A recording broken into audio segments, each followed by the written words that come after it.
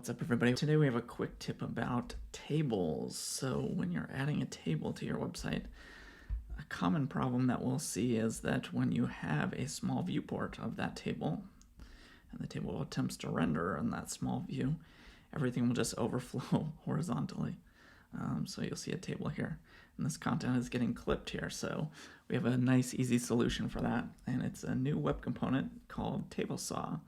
You can see a container query example of this.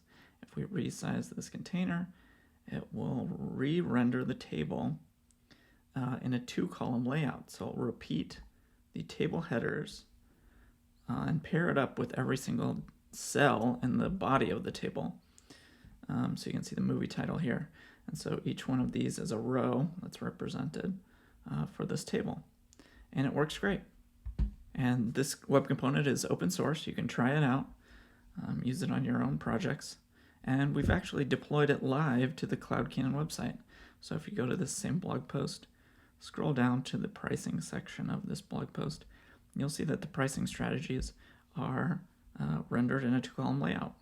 And so we have our two-column layout here rendered at a smaller viewport, but if we go to a wider viewport, you can see that it restores the original table rendering. And we just have a specific breakpoint set for that swap. And the nice thing about this is that in our CMS, content authors can easily add this responsive table to their own blog posts. So if we go to the same blog post in the CloudCannon app, you can scroll down to the section that has the table, and you can see we have a responsive table component here. And so anybody, even non-technical editors, can now add a very responsive, friendly table to their blog post, which works great. So they just go to a snippet, and then using the same editing capability, we can add a table row of headers, and we have a table here.